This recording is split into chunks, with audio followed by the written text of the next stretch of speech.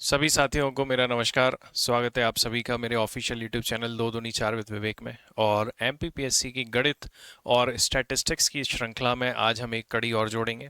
साथियों, आज हम जिस टॉपिक की बात करने जा रहे हैं वो बहुत ज़्यादा महत्वपूर्ण है। प्रीवियस ईयर परीक्षाएं यदि आप उठा के देखेंगे, जो विगत लास्ट 3-4 ईयर्स का आप अगर पेपर उठा के देखें तो आपको यहाँ से क्वेश्चन देखने को मिलेगा।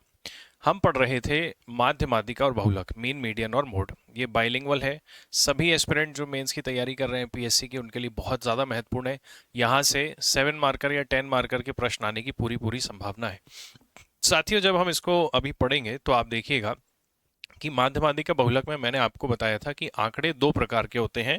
जो डेटा है वो दो प्रकार का होता है। मैंने आपसे कहा भी था कौन कौन सा होता है। आपको याद भी होगा कि एक था वर्गीकृत आंकड़े और एक है अवर्गीकृत आंकड़े, ग्रुप डेटा और अनग्रुप डेटा। ये मैंने आपसे कहा था, ठीक है। आंकड़ों के बारे में हमारी कुछ चर्चा हुई थी, अगर आपको याद हो, कि आंकड़े दो तरीके के होते हैं। मैंने आपसे बोला था आंकड़े मतलब डेटा जिसका हम एनालिसिस कर रहे हैं। एक हमने पढ़ा था अवर्गीकृत। अवर्गीकृत को आपने कहा था अनग्रुप्ड डेटा, अवर्गीकृत। अब हम जो बात कर रहे हैं इसको अवर्गीकृत को आप क्या कहते हैं? Ungrouped data. अवर्गीकृत का जो पूरा डिस्कशन है माध्य, माध्यिका, बहुलक का, वो हम पिछले वीडियो में देख चुके हैं। आज हम बात कर रहे हैं वर्गीकृत आंकड़ों की, जहां पर हम ग्रुप्ड डेटा की बात करेंगे।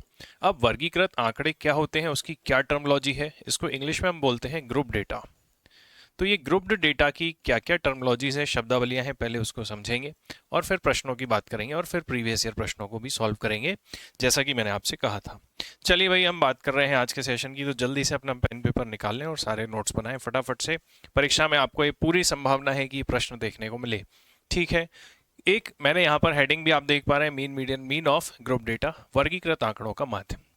साथियों, ये जो आंकड़े हैं, जैसे 5 से 15, 15 से 25, 25 से 35, क्वेश्चन है कि 30 स्टूडेंट हैं, उनके द्वारा उपरोक्त तालिका द्वारा जो प्राप्तांक हैं वो दर्शाए गए हैं। मतलब एक कक्षा में 30 विद्यार्थी हैं, 30 स्टूडेंट्स हैं, उन्होंने एक एग्जाम दिया। अब उनको अलग अलग मार्क्स मिले। अब 30 बच्चों का डेटा अलग अलग लिखने की जगह हमने क्या किया, अभी तक हम क्या करते थे, 30 बच्चों में जैसे मान लीजिए किसी को 10 नंबर मिले होंगे, किसी को 5 नंबर, किसी को 12 नंबर, किसी को 15 मार्क्स, किसी को 20 मार्क्स, किसी को 25 marks, and so on so on and so on. अब ऐसे हमें 30 बार डेटा लिखना पड़ता। तो अब हम क्या कर रहे हैं, हम एक टेबल बना रहे हैं जिसमें हम कह रहे हैं कि वो बच्चे जिनके नंबर 5 और 15 के बीच में है, मतलब 5 हो सकते हैं, 6 हो सकते हैं, 7 मार्क्स हो सकते हैं, 8 हो सकते हैं, वो सारे बच्चों को हम एक ग्रुप में इकट्ठा करके खड़ा कर देंगे, 5 से 15 वाले। फिर अगली जो ग्रुप होगा उसमें 15 से 25 वाले, मतलब जिसके 15 नंबर हैं, 16 नंबर हैं, 17 नंबर हैं, 18 नंबर हैं, 20 नंबर हैं, 24 नंबर हैं, वो सारे बच्चे इस ग्रुप में आ जाओ। ऐसे ग्रुप बना दिया हमने, ताकि हमें क्या हो कि इतने बड़े डेटा को समझने में थोड़ी सी आसानी हो।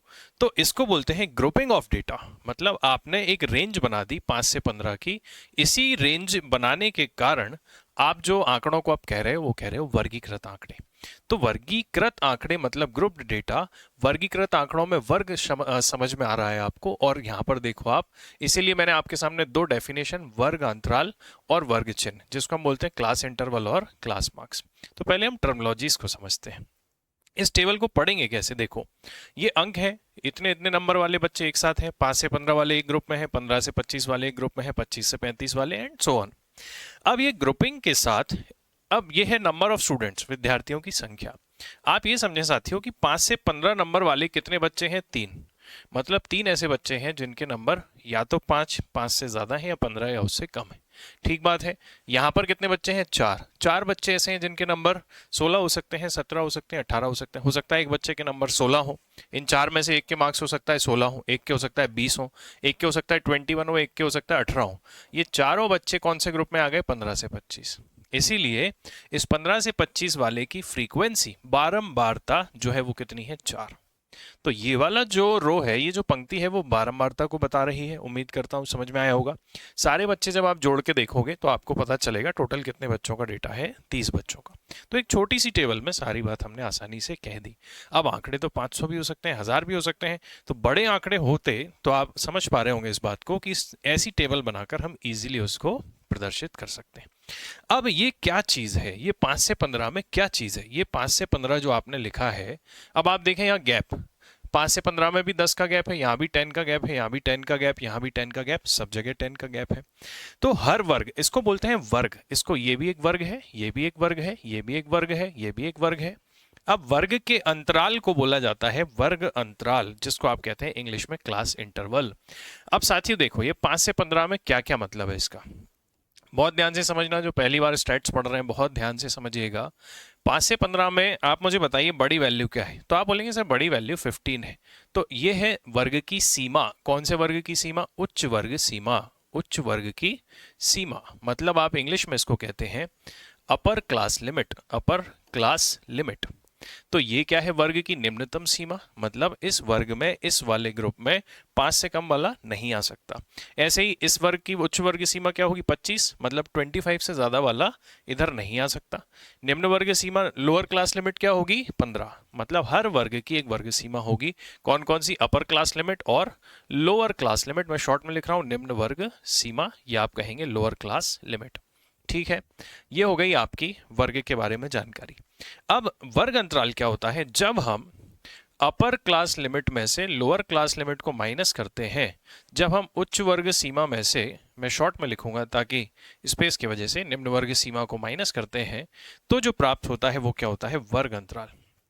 तो आप देखें, मुझे वर्ग अंतराल निकालने के लिए 15 में से क्या घटाना पड़ेगा? 5। तो आप जब 15 में से 5 माइनस करोगे तो आपको रिजल्ट कितना मिल रहा है? 10। अब आप देखें कि सब जगह वर्ग अंतराल 10 का ही है। 25 में से 15 गया तो 10, यहाँ भी 10, यहाँ भी 10, सब जगह डिफरेंस सेम है। मतलब ये ऐसे ग्रुप डेटा है जिसका वर्ग अंतराल समान है। जरूरी नहीं कि ऐसा होता हो, वर्ग अंतराल कम ज्यादा भी हो सकता है। हो सकता है कुछ एग्जाम्पल में ये 25 और 40 हो जाए, 25 और 40 हो जाए। अगर 25 और 40 होता तो यहाँ पे वर्ग अंतराल कितना हो जाता? 15, 15। पर अच्छी खबर यह है कि एमपीपीएससी में आपसे बेसिक मैथ्स ही पूछा जाता है। हमें अर्थशास्त्री नहीं बनना है, बहुत बेसिक जानकारी हमें चाहिए और हम थोड़ा सा उससे ऊपर ही पढ़ने का प्रयास कर रहे हैं। तो खुशी की बात यह है कि आपको सेम वर्ग अंतराल वाले क्वेश्चनों को ही पढ़ना है, तो इसलिए आपको परेशान होने की जरूरत नहीं है। अब वर्ग अंतराल आप समझ गए। कोई आपसे पूछे कि अपर क्लास लिमिट में से जब लोअर क्लास लिमिट को माइनस करोगे तो आपको क्या मिलेगा? वर्ग अंतराल, जिसको आप कहते हैं इंग्लिश में क्लास इंटरवल। अब ये वर्ग चिन्ह क्या है साथियों? बहुत ज्यादा महत्वपूर्ण। जब आप अनग्रुप डेटा की बात करते हैं, अवर्गीकृत आंकड़ों की, तो यहाँ पे सीधा सीधा एक नंबर लिखा रहता था, आपको याद होगा। अगर आपने पिछला वीडियो नहीं देखा है तो जरूर देखिए, उसके बाद इस वीडियो को देखिएगा, क्योंकि वो बहुत ज्यादा महत्वपूर्ण है। ये सब एक दूसरे से कनेक्टेड वीडियो है साथियों, ठीक है ना? ये बात आप समझ पा रहे होंगे। अब अगर मैं आपसे कहता हूं कि वर्ग चिन्ह क्या है, तो वहां पर आपको याद आ रहा होगा कि हम xi निकालते थे। याद आ रहा है आपको xi? पर यहाँ पर तो दो दो वैल्यूज हैं, तो xi कहाँ से लेके आओ? तो उसी xi को निकालने के लिए हम यहाँ पर क्लास मार्क्स निकालते हैं, जिसको आप कहते हैं वर्ग चिन्ह, इंग्लिश में कहते हैं क्लास मार्क्स। ये क्या होता है? ये होता है अपर क्लास लिमिट में जब आप लोअर क्लास लिमिट जोड़ के 2 का भाग लगाते हैं। मतलब आप उच्च वर्ग सीमा में निम्न वर्ग सीमा को जोड़ेंगे और 2 का भाग लगाएंगे तो आपको क्या मिलेगा? क्लास मार्क्स, जिसको आप बोलते हैं वर्ग चिन्ह। मतलब इसका वर्ग चिन्ह अलग होगा। जैसे कि अगर मैं आपको एग्जांपल के लिए निकाल के बताऊं कि 15 और 5 20, 20 का हाफ कितना होगा? 10। तो यहाँ पर जो xi की वैल्यू होगी, xi मतलब ये 1, ये 2, ये 3, ये 4, ये 5, xi का मतलब i 1 2 3 4 होता है, आपने देखा होगा पिछले वीडियो में। तो x1 का मान यहाँ 10 होगा। ऐसे यहाँ पर x2 का मान कितना होगा साथियों? 25 और 15 40, 40 का आधा कितना होता है? 20। ऐसे ही x3 का मान कितना होगा यहाँ पर? 30, and so on so on and so on. इसको हम बोलते हैं वर्ग चिन्ह। इसकी आवश्यकता हमें पड़ती है। तो आपको डेफिनेशन समझ में आ गई। सपोज कीजिए 2 मार्कर में आपसे पूछ ले कि वर्ग चिन्ह क्या होता है, तो आप क्या लिखेंगे? वर्गीकृत आंकड़ों में किसी भी वर्ग में उच्च वर्ग सीमा और निम्न वर्ग सीमा बटे 2 करने पर जो प्राप्त होता है वही होता है वर्ग चिन्ह। ठीक है कि नहीं? जब ग्रुप डेटा होता है, then upper class limit plus lower class limit divide by 2 results into class mark या वर्ग चिन्ह। ये बात आपको समझ में आ गई होगी। अब आइए साथियों इसका माध्य निकालेंगे। अब माध्य निकालने की एक विधि है, 2 विधि है कि 3 विधि है? वर्गीकृत आंकड़ों की, नोट्स बिल्कुल बनाते चलें। वर्गीकृत आंकड़ों की मतलब ग्रुप डेटा की माध्य निकालने की 3 विधियां हैं। निकालने की, मीन निकालने की 3 विधियां हैं। कौन कौन सी 3 विधियां हैं साथियों? तो आपको पहले मैं 3 विधियों का एक नाम इंट्रोडक्शन दे देता हूं, फिर हम समझते हैं। माध्य ज्ञात करने की विधियां 3 मेथड से आप इसको निकाल सकते हैं। एक है डायरेक्ट मेथड, एक है कल्पित माध्य अज्यूम मीन, और एक है स्टेप डेविएशन। पग विचलन विधि, प्रत्यक्ष विधि और कल्पित माध्य विधि। तीनों विधियों की आवश्यकता क्यों पड़ी, तो उसकी हिस्ट्री मैं आपको थोड़ी सी बता देता हूं। एक व्यक्ति ने सबसे पहले प्रत्यक्ष विधि से माध्य निकाल के बता दिया, फर्स्ट मेथड से। फिर क्या हुआ, लोगों को लगा कि आंकड़े बहुत बड़े बड़े हो रहे हैं, कैलकुलेशन ज्यादा हो रही है, उसको छोटा करने के लिए नए साइंटिस्ट आए। उन्होंने बोला कि एक और मेथड हम कर सकते हैं जिसका नाम है कल्पित माध्य। कल्पित माध्य मतलब आज्यूम मीन, मतलब हम मन से एक माध्य मानेंगे और फिर उसकी हेल्प से हम उसको सॉल्व करेंगे तो डेटा हमारा छोटा हो जाएगा। फिर एक और ज्ञानी पुरुष आए, उन्होंने बोला कि इतने में भी हमारा जी नहीं भरेगा, हम एक नई मेथड बनाएंगे, कल्पित माध्य से भी एडवांस मेथड, जिसको बोलेंगे पग विचलन विधि, जिसको हम बोलते हैं स्टेप डेविएशन मेथड। तो ये तीनों मेथड अलग अलग परिस्थिति में आप यूज कर सकते हैं। जैसे आपने देखा होगा जब नाभिक की खोज हो रही थी, इलेक्ट्रॉन प्रोटॉन न्यूट्रॉन वाली जो रिसर्च चल रही थी, आपने केमिस्ट्री पढ़ी होगी, तो आप देखते हैं कि अलग अलग, कोई अलग मॉडल दे रहा है, कोई प्लम पडिंग मॉडल दे रहा है, कोई बोल रहा है कि केंद्र में ये है, कुछ है। ऐसे धीरे धीरे कर करके रदरफोर्ड ने अपना मॉडल दिया और अलग अलग साइंटिस्टों ने। तो सेम स्टोरी है यहाँ भी कि जैसे जैसे इवोल्यूशन होता है, जैसे जैसे साइंस आगे बढ़ता है, ऐसे ही रिसर्चर्स ने एक के बाद एक अलग अलग मेथड बताई होंगी। अब आपका सवाल ये हो सकता है कि सर अगर मान लीजिए प्रश्न 7 मार्कर में आए या 10 मार्कर में आए, तो एग्जाम में कोई मेथड का नाम ना आए तो कौन सी मेथड से सॉल्व करें। भैया अगर कोई मेथड से नाम स्पेशल नहीं लिखा है तो आप सीधा किसी भी एक मेथड से कर दीजिए। मैं आपको तीनों मेथड बताऊंगा। अगर वो पूछे किसी स्पेशल मेथड से इन तीनों में से, तो आप उसी पर्टिकुलर मेथड से कर दीजिए। सही है। तो ये डिपेंड करेगा कंप्लीटली प्रश्न वाले के ऊपर। नेतागिरी करके तीनों विधियां मत सॉल्व करके आ जाइएगा, अगर उसने नहीं कहा तो। अगर कहा है तो अलग बात है। तो अब हम सबसे पहले सीखेंगे प्रत्यक्ष विधि। साथियों एक एग्जाम्पल पीछे था, मैं पहले आपको प्रत्यक्ष विधि का थोड़ा सा इंट्रोडक्शन दे दूं। अगर मुझे 7 मार्कर में या 10 मार्कर में ये प्रश्न लिखना होगा, सॉल्व करना होगा, जैसे कि फर्स्ट एग्जांपल हमारा, मैं एग्जाम्पल को टेबल यहीं लिखूंगा, डेटा यहीं लिखूंगा पिछले सवाल का, सॉल्व हम उसको आगे करेंगे। ठीक है। सबसे पहले आपको हर प्रश्न में अगर इस तरह का सवाल आता है तो क्या बनानी है, एक सुंदर सी टेबल बनानी है। मैं आपको, ये कॉलम ज्यादा है क्यों है, क्योंकि हम तीनों मेथड्स को समझेंगे एक प्रश्न में, एक सवाल में, क्योंकि आपको समझ में आना चाहिए कि तीनों मेथड्स में क्या डिफरेंस है। ठीक है। तो एक सवाल में हम तीनों मेथड्स करेंगे, फिर नेक्स्ट क्वेश्चन में भी हम करेंगे, लेकिन एग्जाम में तो आप किसी एक ही मेथड का यूज करेंगे। तो कितने कॉलम्स बनाने हैं वो मैं अभी आपको बता दूंगा। ठीक है। तो अभी हम जैसे इसको यहाँ पर उतारते हैं जरा, 5 से 15 है, जैसे कि यहाँ पर एक डेटा लिखा हुआ है 5 से 15, यहाँ पर लिखा हुआ है 15 से 25। थोड़ा सा इसको हम नोट करते हैं।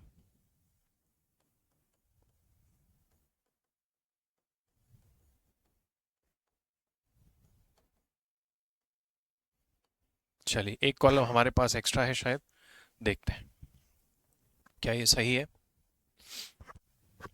ये 55 है साथियों, आप समझ पा रहे होंगे, 10-10 के गैप पे है। चलिए डेटा और उतार लेते हैं। 3 4 5 2 6 4, 3 4 5 2 6 4। बहुत अच्छे से समझना है आपको मेरे साथ इस चीज को। 1 1 4, 1 1 और 4, और ये टोटल हो रहा है हमारा 30। ठीक है भाई। यहाँ पर क्या लिखा हुआ है, अंक और विद्यार्थियों की संख्या। ये है आपके साथियों अंक, ये आपको दिख रहा है यहाँ पर साफ साफ, ये है अंक, और ये है नंबर ऑफ स्टूडेंट्स, विद्यार्थियों की संख्या। विद्यार्थियों की संख्या मतलब बारंबारता, तो आपको यहाँ पर FI लिखना है जब आप एग्जाम में टेबल बनाएंगे, तब FI फ्रीक्वेंसी। ठीक है।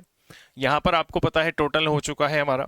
अब जैसे हम सबसे पहले कौन सी मेथड यूज कर रहे हैं, प्रत्यक्ष विधि। मैं दोनों तरफ कनेक्ट करूंगा।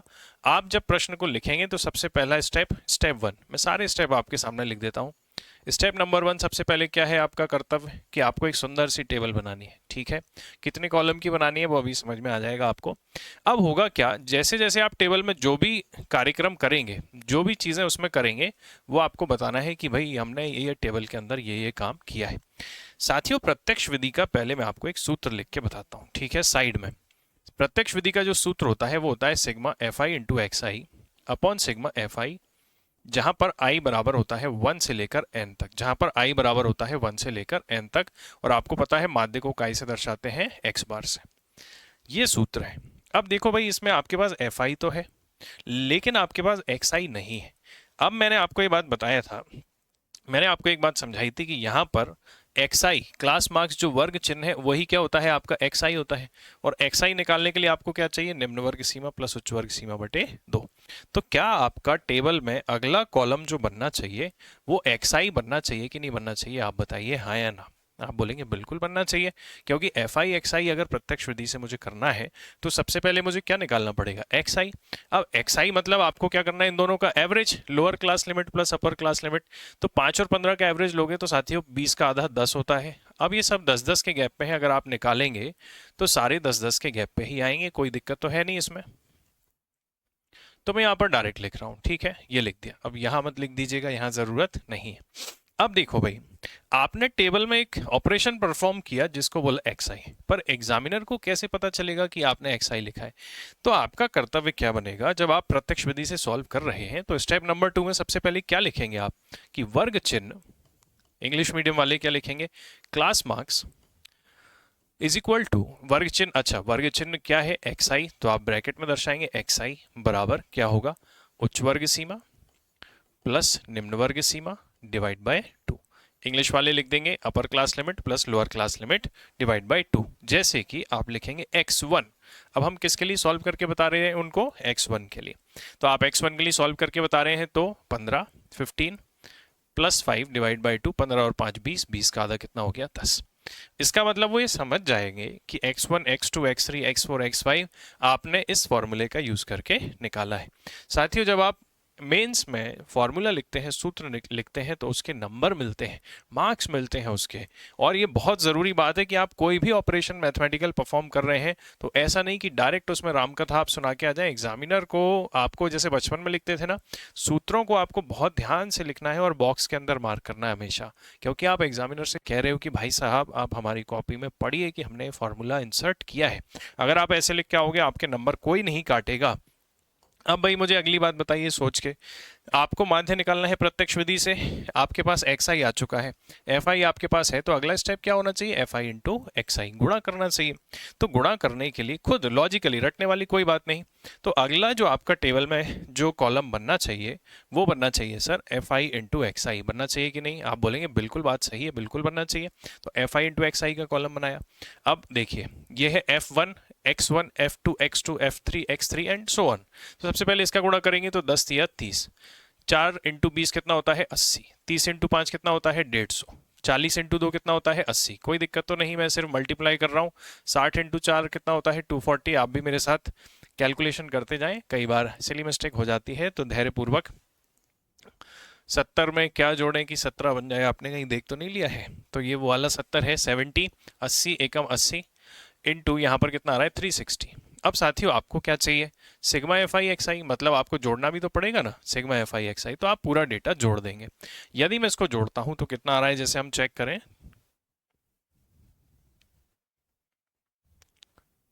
कैरी आता है 4, 1390 साथियों हमको यहाँ पर मिला 1390, कितना मिला 1390। आप कैलकुलेशन चेक कर लीजिएगा, मेरा फोकस अभी कंसेप्ट पे ज्यादा है। अब देखो भाई, आपके पास एफ आई एक्स आई आ गया सही है। स्टेप 2 आपने लिख दिए। अब स्टेप नंबर 3 क्या होना चाहिए जनाब, स्टेप नंबर 3 जब आप 7 मार्कर में लिख रहे हैं तो वैसे ही आपके पास ज्यादा जगह नहीं है, तो आप स्टेप नंबर 3 में लिखेंगे सीधा सीधा, स्टेप नंबर 3 में आप लिखेंगे सीधा माध्य या मीन एक्स बार बराबर, सीधा सीधा ये सूत्र लिखेंगे। मैं मान रहा हूं कि आप ये स्टेप नंबर 3 में सूत्र लिख रहे हैं और क्या कर रहे हैं, मान रखने पर। देखो दोस्तों, आपको एक बात समझना है, आपके पास कॉपी थोड़ी चौड़ी होती है, ठीक है। अब आपने टेबल भी बनाई होगी, ये स्टेप भी लिखे होंगे, तो जगह कम बचेगी, क्योंकि 7 मार्कर के लिए आधा पेज है। स्टैंडर्ड कॉपी एमपीपीएससी ने रिलीज कर दी, आपको पता होगा। अब अगर मैं आपसे कहूं कि माध्य एक्स बार आपको निकालना है, आपने सूत्र लिख दिया, तो इसी के आगे आप इस तरीके से सॉल्व कर सकते हैं। ये एरो का चिन्ह ये बताता है सेम लाइन में कंटिन्यू कर दीजिए। ये एरो का चिन्ह बताता है कि आप अगला स्टेप आगे लिख रहे हैं, तो उससे क्या होगा, आपका पूरा स्पेस का यूटिलाइजेशन हो जाएगा, ठीक है ना। तो जब आप इसमें एफ आई एक्स आई का मान रखेंगे तो वो कितना है 1390, बटे में एफ आई का मान कितना है फ्रीक्वेंसी का, तो आप बोलेंगे सर एफ आई का टोटल जो है वो कितना है 30। सभी प्रेक्षणों की संख्या, बेसिक सूत्र क्या है, सभी प्रेक्षणों का योग बटे प्रेक्षणों की संख्या। अब आप इसको सॉल्व करके, अब ऐसा काम कभी मत करना एमपीपीएससी में कि जो आपकी वनडे एग्जाम की आदत पड़ी हुई है, जीरो जीरो का तो ये काट दिया, काटा पीटी करके कॉपी गंदी नहीं करनी है, ये काम पीछे करना है।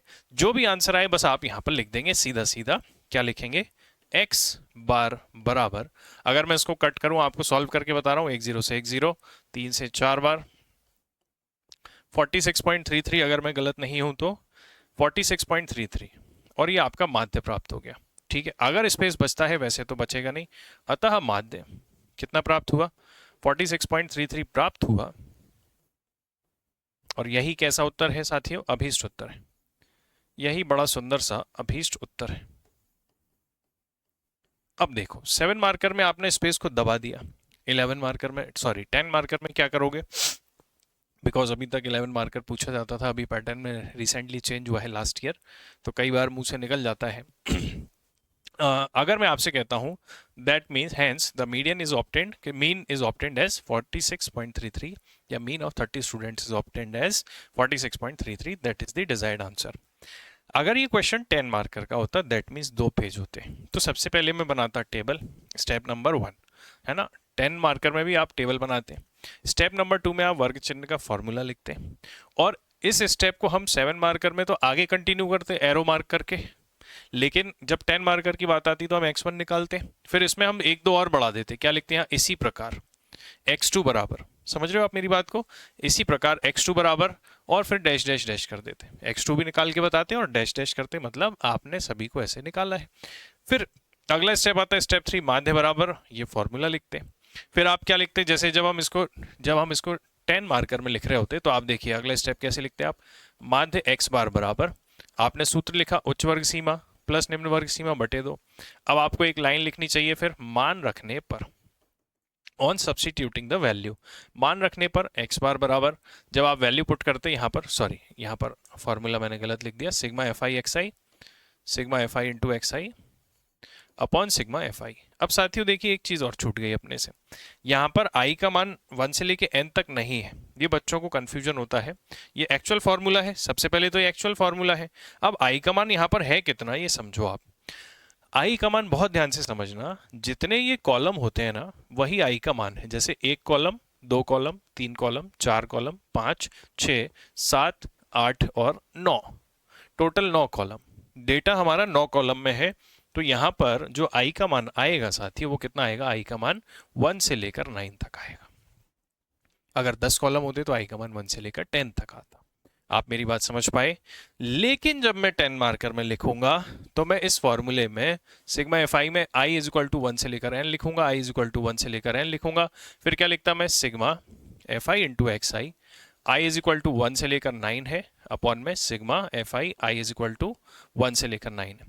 फिर मैं इसको और कंटिन्यू करता, मान रखने पर सिग्मा एक्स बार बराबर, सिग्मा एक्स बार बराबर कितना लिखते हैं हम? 1390 डिवाइड बाय 30।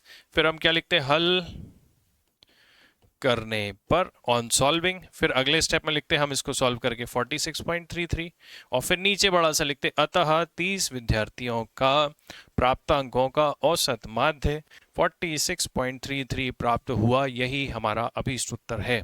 ऐसे आपका स्पेस भरता चला जाता है, और जब आपको स्पेस बचाना है तो इसी को आप रो में इस एरो के माध्यम से आगे कंटिन्यू कर दीजिए। ये डिफरेंस है दोनों चीज़ों में। मैं उम्मीद करूंगा कि आपको एक मेथड समझ में आई होगी, जिसको हम बोलते हैं सीधी बात नो बकवास विधि, जिसको बोलते हैं प्रत्यक्ष विधि या डायरेक्ट मेथड। साथियों मैं आशा करूंगा कि मैं अपनी बात आप तक पहुंचा पाया। ठीक है, चलो आप वीडियो को रिपीट करके जरूर देखना। मैं आपको अभी काफ़ी एग्जाम्पल कराऊंगा, 2-3 एग्जाम्पल कराऊंगा, ताकि सब क्लियर हो। प्रीवियस ईयर क्वेश्चन भी हम डिस्कस करेंगे। बढ़िया से पढ़ के जाइए, ये वीडियो सीरीज आप देख के जाइए। आपको, मुझे पूरी आशा है, पूरा विश्वास है कि यहाँ के बाहर आपको एमपीपीएससी मेंस में गणित और स्टैट्स वाले पोर्शन में कहीं कोई कंफ्यूजन नहीं होगा, कोई दिक्कत नहीं होगी। ठीक है, चलो भाई आगे बढ़ते हैं। अब एक मेथड आपकी सॉल्व हो गई, अब आती है कल्पित माध्य। कल्पित माध्य ज्ञात करने की विधि। साथियों पहले मैं आपको सूत्र लिख के बताता हूँ कल्पित माध्य का।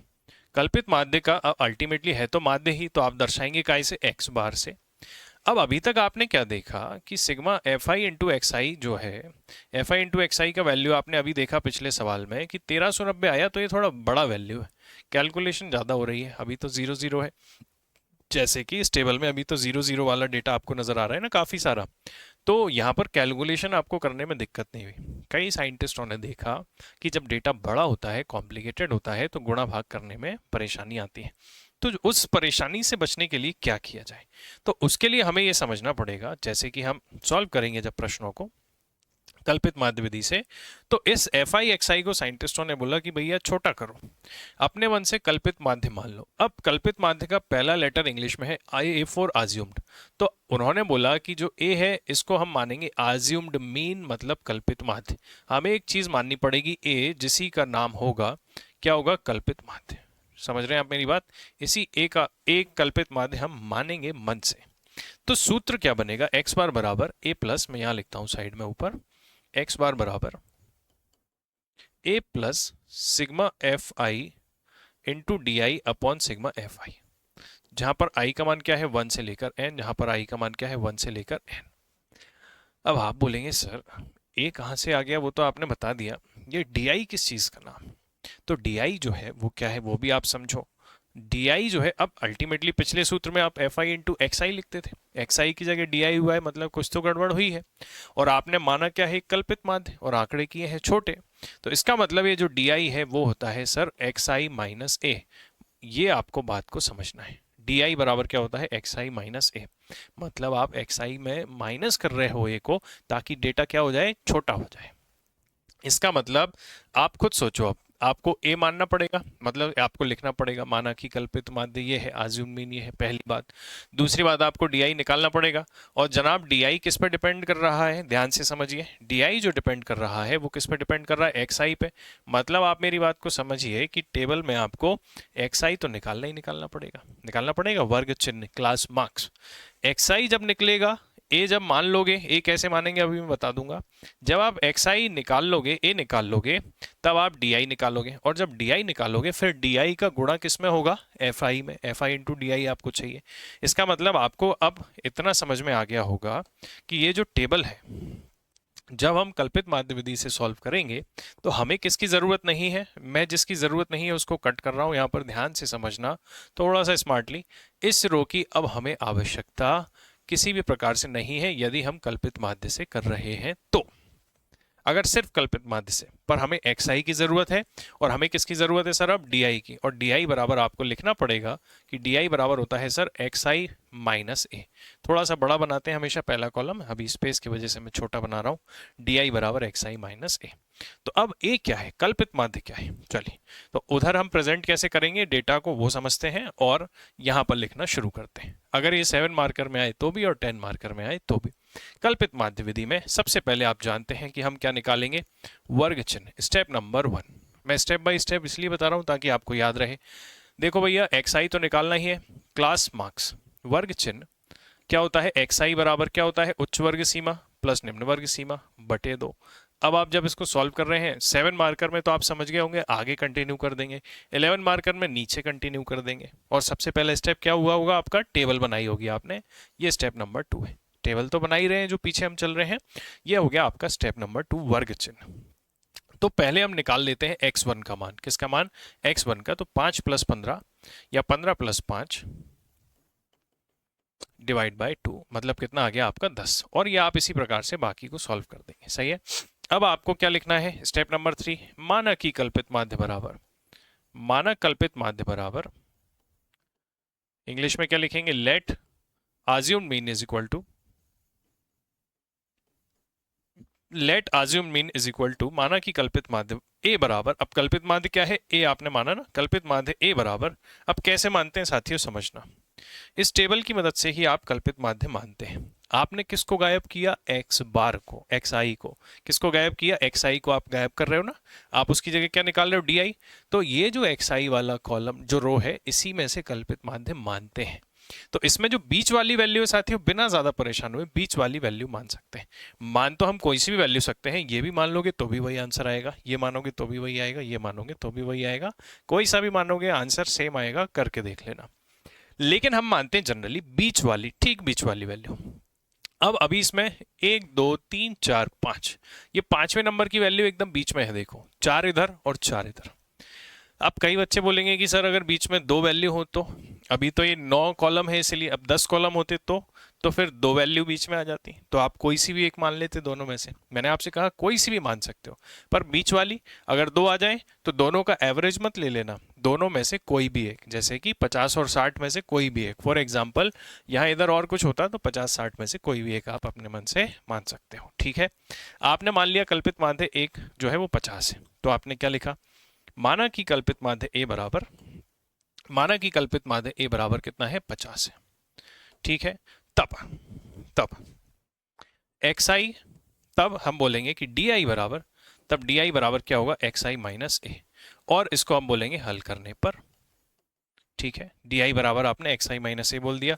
अब आप इसमें डी आई बराबर x I minus A solve करते जाइए, निकालते जाइए। ध्यान रखना पहले एक्स आई में से ए घटेगा, ना कि ए में से एक्स आई। मतलब एक्स वन का मान कितना है 10, 10 में से 50 घटेगा मेरे भाई, तो गलती मत करना जल्दबाजी में। ये 40 प्लस का नहीं बचेगा, माइनस का 40 बचेगा, -40।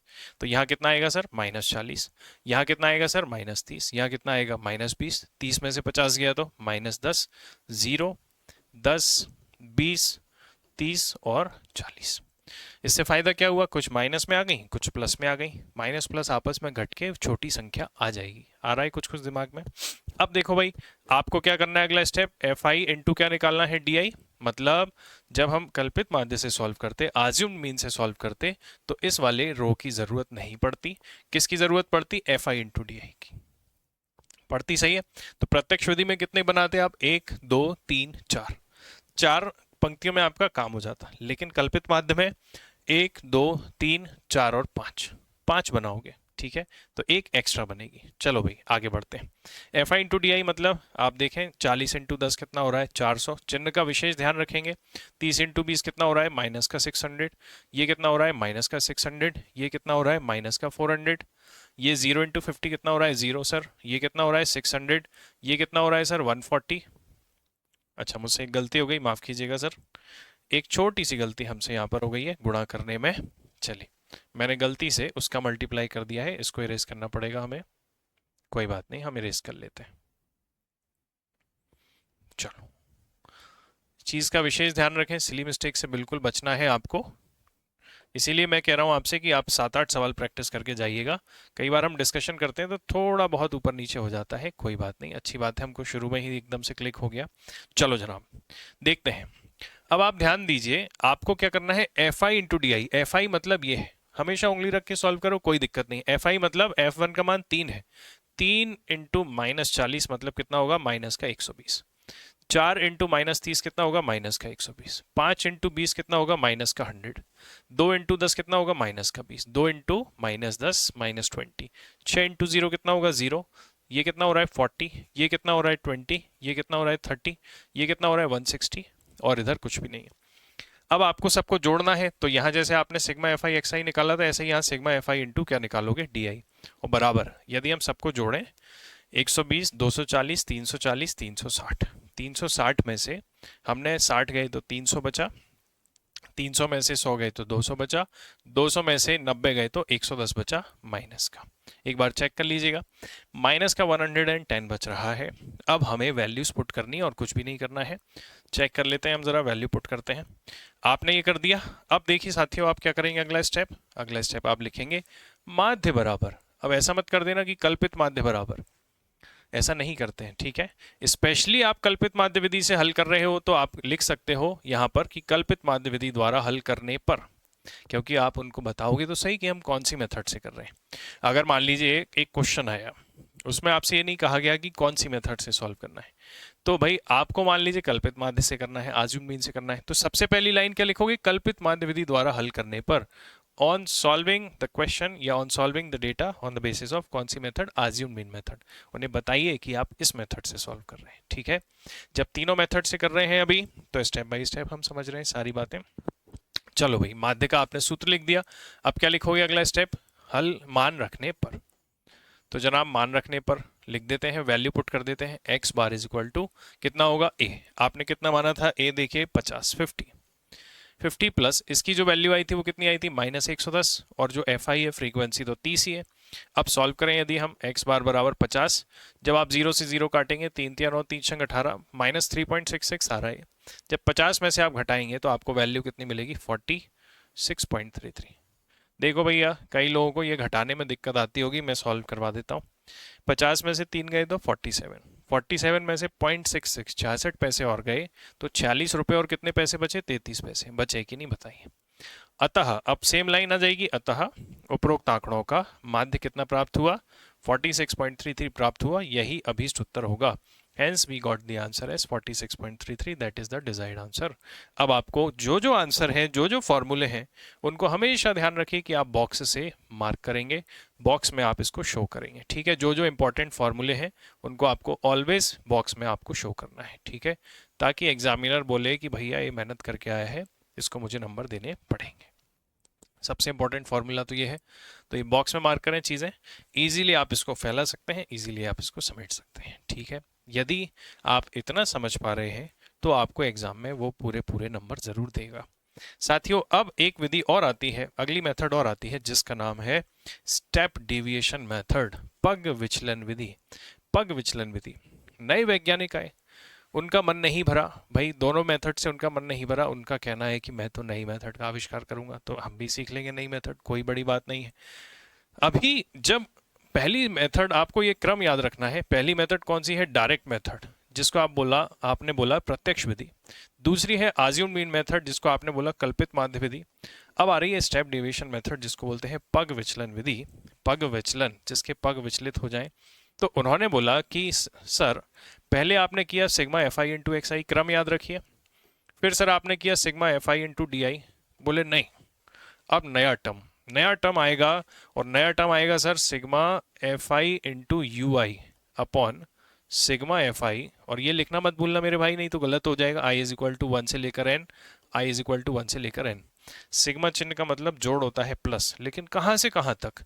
तो आई F1 U1 plus F2 U2 plus F3 U3 plus F4 U4। इसका मतलब आप समझ रहे हो क्या है? इसका मतलब ये है sir, F1 U1 plus F2 U2 plus F3 U3, इसको सिग्मा का वजह से, सिग्मा मतलब होता है प्लस, इसका इसका इसका plus dash dash dash FN UN, क्यों? क्योंकि कहां तक है? n तक। तो FN UN बटे में F1 F2 F3, तो F1 plus F2 plus F3 plus F4 plus F5 plus dash dash dash FN, मतलब जो आखिरी पद होगा, तो कॉलम में 9 होंगे तो 9 आ जाएगा, 10 होंगे तो 10 आ जाएगा, 50 होंगे तो 50 आ जाएगा। समझ पा रहे हैं आप मेरी बात? F1 का मान, जैसे कि इस टेबल में यदि आप थोड़ा सा डेटा मैच करें, मैं चाहता हूं कि आपका एक भी डाउट ना रहे, जैसे ये F1 है, ये F2 है, ये F3 है, ये F4 है, ये F5 F6 F7 F8 F9, पूरा जोड़ेंगे तो कितना आएगा? 30 आएगा। समझ रहे हैं आप मेरी बात को बहुत अच्छे से? मैं बहुत आराम से, इत्मीनान से आपको करवा रहा हूँ, एक ही प्रश्न में आपके सारे डाउट खत्म हो जाएं, इसलिए हम इसको डिटेल में समझ रहे हैं। तो ये भी बात आपको समझ में आ गई होगी। इसकी मैं PDF, जो मैंने आपको एक लिंक दी है ग्रुप की, उसमें जो मैं मेंशन करवा दूंगा डिस्क्रिप्शन में, आप उसको ज्वाइन कर लेना। इसकी लिंक, ये जो PDF है सारी, हम उसमें जो है वो शेयर कर देंगे, ठीक है। तो आपको ये पूरा PDF मिल जाएगा एक ही बार में। अब आई का मान ये आपने लिखा एफ आई इंटू यू आई। अब इसमें एक चीज और चाहिए सर, जिसका नाम है A plus F I into U I upon में सिग्मा एफ आई, ठीक है। ये है हमारा इसका फॉर्मूला। यहां पर हम बोलते हैं यू आई बराबर क्या होता है? एक्स आई माइनस ए अपॉन एच। यहां पर आप देखो नई चीज, यू आई का मान जो है वो क्या है? एफ आई एक्स आई माइनस ए अपॉन एच। अब मेरे भाई ध्यान से समझो, मतलब काम बढ़ता जा रहा है, आपको एक्स आई तो निकालना ही निकालना है, आपको ए मानना ही मानना है, सही है। आपको एक्स आई में से ए घटाना ही घटाना है, काम देखो कितना बढ़ रहा है। आपको यू जो है वो निकालने के लिए सबसे, अब ये एच क्या है सर? तो एच जो है वो क्या है? वर्गांतराल। क्या है? वर्गांतराल। जनरली ये है, एच जो है वर्गांतराल है, या जनरली हम एच को बोलते हैं कॉमन सार्वगुणनखंड, जनरली हम उसको बोलते हैं सार्वगुणनखंड। क्या बोलते हैं? सार्वगुणनखंड। मैं बता रहा हूं अभी इसका मतलब क्या है। सब में कॉमन होता है जो कॉमन फैक्टर, क्या बोलते हैं हम? Common factor. कॉमन फैक्टर, सार्वगुणनखंड, ठीक है। तो ये H है। अब आप एक बात समझो, जब आप एफ आई एक्स आई करते थे तो इसमें भी आपको एक्स आई तो सर निकालना ही पड़ेगा, मतलब एक तो आपको जो रो बनानी पड़ेगी वो एक्स आई की बनानी पड़ेगी। आप ए मन से इसमें भी मानोगे, कल्पित माध्य इसमें भी मानोगे, आपको अगला जो कॉलम बनाना, जो रो बनानी पड़ेगी वो xi माइनस ए की भी बनानी पड़ेगी और फिर जो अगली रो बनानी पड़ेगी वो बनानी पड़ेगी xi माइनस ए और डिवाइड बाय h। सब में आपको किससे भाग भी लगाना है सर? h से। तो इसमें एक रो एक्स्ट्रा बनेगी कि नहीं बनेगी बताओ? बनेगी। देखो समझते हैं, थोड़ा सा समझने का प्रयास करिए क्या कहना चाह रहा है। ये है टेबल। अब सर क्या क्या जरूरत नहीं पड़ेगी? अब हम कौन सी मेथड कर रहे हैं? पग विचलन विधि, स्टेप डेविएशन मेथड। तो सर ना तो आपको एफ आई एक्स आई की जरूरत पड़ेगी ना आपको एफ आई डी आई की, तो मैं इसको काट रहा हूं ताकि गलती से ये कैलकुलेट ना हो जाए, ठीक है। अब आपको सबसे पहले क्या आपको यहां पर डी आई चाहिए? देखिए जरा, क्या आपको डी आई चाहिए? क्या आपको एक्स आई माइनस ए यहाँ पर डी आई था? क्या हमें इस मेथड में भी एक्स आई माइनस ए चाहिए कि नहीं? बताइए। चाहिए। तो आपको एक्स आई माइनस ए तो चाहिए, पर इसका नाम आपको डी आई लिखने की जरूरत नहीं पड़ेगी। तो आपको ये वाली जो कॉलम है वो तो चाहिए ही चाहिए, ये वाली रो एक्स आई माइनस ए तो आपको चाहिए। लेकिन आपको जो इंपॉर्टेंट बात है वो क्या चाहिए? यू आई बराबर एक्स आई माइनस ए अपॉन एच, ये सबसे इंपॉर्टेंट है। और अगली क्या चाहिए? एफ आई इंटू यू आई, बस। तो एक आपको ये दोनों तो आपको दिए जाएंगे, एक्स आई आपको चाहिए। उसकी मदद से आप यहाँ डी आई ना लिखते हुए, डी आई नहीं लिखेंगे, आप समझ रहे हैं कौन सी विधि में? पग विचलन विधि में, जिसको बोलते हैं स्टेप डेविएशन, क्योंकि उसमें एक्स आई माइनस ए चाहिए हमें केवल। तो यहाँ सीधा एक्स आई माइनस ए लिखेंगे। फिर अगला जो आएगा वो ये नहीं आएगा, क्या आएगा? एक्स आई माइनस ए अपॉन एच आएगा। और फिर इसका नाम क्या है? यू आई। फिर आपको एफ आई इंटू यू आई करके नीचे कैलकुलेशन करनी पड़ेगी। बात समझ रहे हैं? चलो भाई, तो अब हम एक्स आई माइनस ए अपॉन एच, अब मैं आपको पूरी स्टेप बाय स्टेप इसमें लिखवा देता हूं क्या करना है। फर्स्ट स्टेप जो आएगा आपका पग विचलन विधि में स्टेप नंबर 1। साथियों सवाल 10 मार्कर में बहुत आराम से आ सकता है। स्टेप नंबर 1 आपको पता है क्या बनानी है जनाब? आपको टेबल। अब आपको स्टेप नंबर 2 बहुत अच्छे से याद हो गया है, तो मैं बार बार उसमें नहीं जाऊंगा। स्टेप नंबर 2 क्या निकालते हैं आप? वर्ग चिन्ह। वर्ग चिन्ह को क्या बोलते हैं? Class marks. ये आपने बता दिया, एक आपने एग्जाम्पल से सॉल्व भी कर दिया। स्टेप नंबर 3 आपको एक्स आई चाहिए, तो आप क्या बोलेंगे? माना कि कल्पित माध्य, let us assume mean is equal to A बराबर, जैसे कि यहाँ पर 50 हमने माना था, ठीक है। चौथा आपको पता है कि यू आई बराबर क्या हो रहा है आपका? एक्स आई माइनस ए बटे एच हो रहा है, ये आपको सूत्र आपने बता दिया।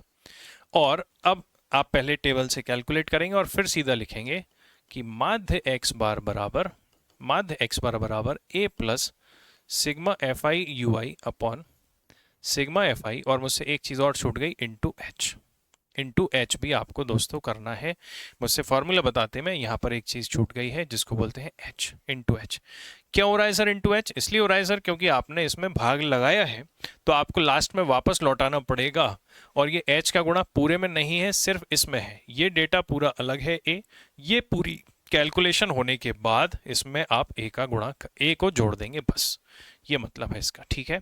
अब एच क्या है सर? तो एच बताना पड़ेगा आपको। माना एच, जिसको आप बोल रहे हैं माना सार्व गुणनखंड, क्या बोलेंगे आप? सार्व गुणनखंड। चलिए मैं आपको बिल्कुल डाउट नहीं रहने दूंगा। सार्व गुणनखंड, माना सार्व गुणनखंड एच बराबर, अब ये कैसे मानते हैं समझना भाई। आप मुझे एक बात बता दो बस कि ये भाग किस में लग रहा है एच का? आप बोलेंगे सर एक्स आई माइनस ए में। तो भैया एक बात बताइए, एक्स आई माइनस ए का आपको कॉलम में डेटा भरा हुआ मिल गया क्या? सर ये रहा एक्स आई माइनस ए का डेटा। मुझे एक बार ढूंढ के बताओ कि इन सब में किसका भाग जा रहा है? सबसे बड़ी संख्या का किसका भाग जा रहा है? सब 10 के पहाड़े में आ रहे हैं सब 10 की टेबल में, सब जगह 10 का। देखो इसमें भी 10 से डिवाइड हो रहा है, इसमें भी हो रहा है, इसमें भी हो रहा है, इसमें भी हो रहा है। जीरो में दुनिया की सारी संख्याओं का भाग जाता है। आपने मेरा बेसिक इंट्रोडक्शन वाला वीडियो नहीं देखा अगर, कि गणित पढ़ने से पहले ये पढ़ें, तो ज़रूर देखिए, ज़रूर पूरी सीरीज को फॉलो कीजिए, आपको एक भी डाउट नहीं बचेगा, ठीक है। तो आप देख रहे हैं कि सर 10 सब जगह कॉमन है। भाई आप एक्स आई माइनस ए में ही एच का भाग दे रहे हैं, तो इसी में से तो ढूंढ के लाओगे ना। आप 5 का भी भाग देंगे तो भी सेम आंसर आएगा, 25 का भाग देंगे तो भी सेम आंसर आएगा, 1000 का भाग देंगे तो भी सेम आंसर आएगा। लेकिन काम आसान बनाना है, कठिन नहीं बनाना है। तो इसीलिए आपको इसमें जो संख्या जनरली एक नॉर्मल सरसरी निगाह में जो कॉमन दिख जाए उसी को आपको मान लेना है। साफ नजर आ रहा है सब में 0 है, मतलब 10। तो आप बोलेंगे कि माना कि सार गुणनखंड एच बराबर प्लस का माने कि माइनस का, आपको जिसमें खुशी मिलती है वो मान लेना। क्यों? क्योंकि सर आप जैसे ही डिवाइड करोगे तो लास्ट में गुणा भी तो करना है, माइनस से डिवाइड करोगे तो गुणा, प्लस से करोगे तो भी गुणा, प्लस से प्लस मानोगे तो प्लस में गुणा होगा, माइनस मानोगे तो माइनस में गुणा होगा, माइनस माइनस फिर प्लस हो जाएगा। ठीक है, चलो अब मैं उम्मीद करता हूं कि आपको थोड़ा थोड़ा समझ में आया होगा। साथियों वीडियो पॉज करके ज़रूर ये सारे तीनों मेथड पहले खुद से सॉल्व करके ज़रूर देखना, ठीक है। जब तक आपका हाथ नहीं चलेगा तब तक बात में दम नहीं आएगी, मज़ा नहीं आएगा। अब देखो 10 का भाग लगाओ, इसमें 10 का भाग लगाएंगे तो कितना आएगा -4, 10 का भाग लगाएंगे -3, -2, -1, 0, 1, 2, 3, 4, बहुत छोटा डेटा हो गया। अब आपको क्या करना है, सिर्फ F I into U I. Sir F आई पहला है, ध्यान रखिएगा, 3 इंटू 4 कितना हो रहा है, -12, 4 इंटू 3 हो रहा है -12, 5 इंटू 2 हो रहा है -10, माइनस का 2, 0 और 4 एकम 4, 2, 3 और ये कितना आ रहा है 16, ये आ गया सर। अब इसको हम पूरा जोड़ देते हैं, पूरा ऐड करेंगे तो 12 और 24, 34, 36, 36 में से 4 गए तो 32, 30, 30 और 20 और 19, 11, कितना आ रहा है माइनस का 11 आ गया। देखो सब जगह 10 गुना डेटा छोटा हो गया, तो ये क्या आ गया, sigma F I into U I. Sir आपको sigma F I into U I भी मिल गया, जरूर लिखना sigma F I into U I, जोड़ है ये लास्ट में, ठीक है। तो हमेशा लास्ट का कॉलम थोड़ा बड़ा बनाना और पहला कॉलम थोड़ा बड़ा बनाना, बाकी का आप डेटा छोटा भी कर दोगे तो भी कोई समस्या नहीं है। चलो आगे बढ़ते हैं, अब आगे की कहानी को समझते हैं। अब आपने देखा कि सर माइनस का 11 आ गया यहाँ पर, अब क्या लिखेंगे आप सीधा, तो माध्य बराबर, अब इसमें आप क्या रखेंगे, मान रखने पर, मान रखने पर, ठीक है। अगर हम अगेन मैं वही कहूँगा 7 मार्कर है तो सीधा सीधा आगे लिखते जाएंगे, छोटा करेंगे डेटा, जैसे कि हम वर्ग चिन्ह लिखते, यहाँ पर फॉर्मूला लिखते, एग्जाम्पल लिखते आगे, उसके बाद लिखते माना कल्प। अच्छा एक चीज़ और साथियों, हर एग्जाम में क्वेश्चन का नेचर होता है, 7 मार्कर में इतना बड़ा सॉल्व करने के लिए आपके पास जगह नहीं है, सही है। अगर 7 मार्कर में आपसे वो पूछेगा तो ऐसी संभावना नहीं बनेगी, क्यों? क्योंकि अगर वो बोले कि पग विचलन विधि से सॉल्व करो तो टेबल ही बन जाएगी आधे पेज में, तो लिखोगे कहाँ से? इसका मतलब एक बात स्मार्टनेस दिमाग में लेके चलिए कि अगर डायरेक्ट कुछ ना लिखे और 7 मार्कर में सवाल आ जाए तो प्रत्यक्ष विधि से सॉल्व करके आ जाना, सही है।